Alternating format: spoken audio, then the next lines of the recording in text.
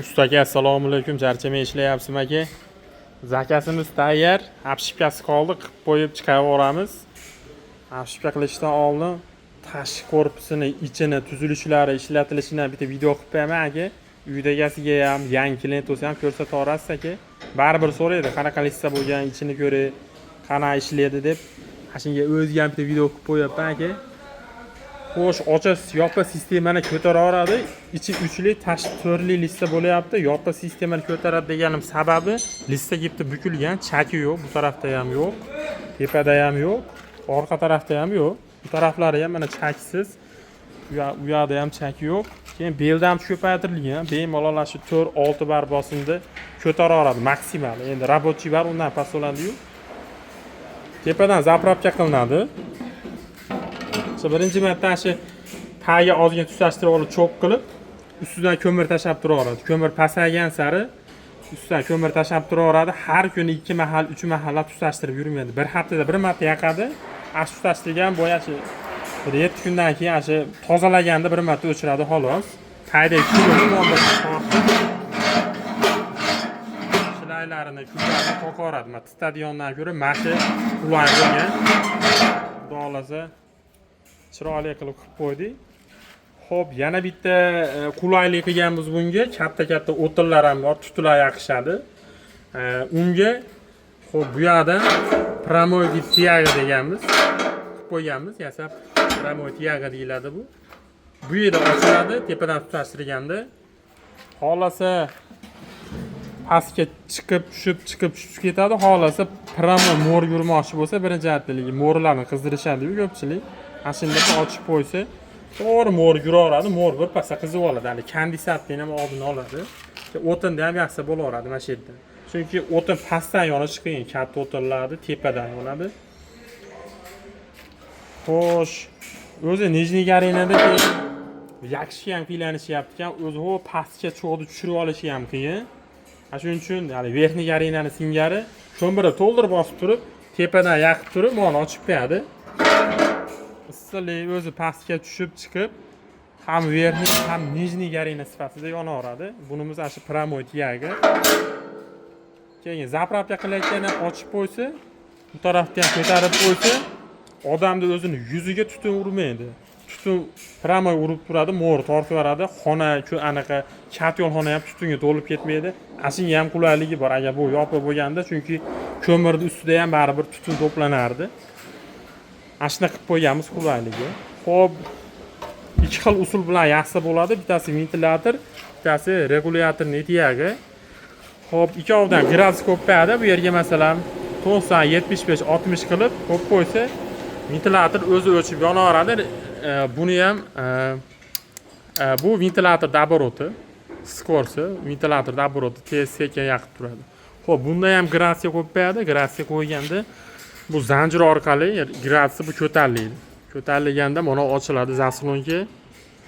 Gradus me'yorga yetganda o'zi tashlaydi. Buni og'ir qilib qo'yganmiz, ko'rgan bo'lsanglar. Bemalol tashlayveradi. Xo'p, bu richagimiz shu kunlarda qoqish uchun ancha katta ochiladi. Xohlasa yana katta ochiladi. Pastda ochsam ko'rinadi. Shilaylar tushib ketaveradi. Tushmagan shilaydi ham agar katta bo'lsa, qayerda mana tegib turish kerak. Teparoqdan qopdim, pasaytirib beraman. Ashira ham ochiladi. Mana shu cho'yanimiz ham ko'tarilaveradi. Ashini ham chiqib kiradigan qilib qo'yganmiz. Bemalol qoqqanda, tozalaganda olib qo'yvarsa bo'laveradi. Mana shu ikkita payasi regulyator tiyagi, bunisi ventilyatorniki. Hamma yo'g'ini bo'liga akalar qilib qo'yganmiz oson qilib. Xo'p, bular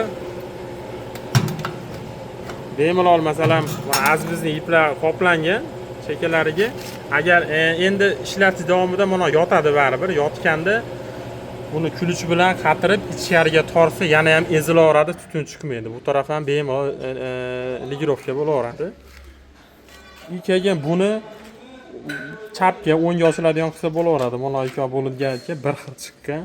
10 ga chapga olsa bo'laveradi. Mana shu Feder o'zimiz brend. Mana shu brend ostida ishlaymiz. Xo'p, padalchimiz 32lik qo'yganmiz. Bu yerga manometr qo'yiladi. Hop, yanimizda yo'q edi ekan videoda. Buni ham qo'yib beramiz, komplektida bor. Xo'sh, bularni ana bir haftada bir marta tozalasa, tepadan shilib tozalaydigan ham yasab beramiz.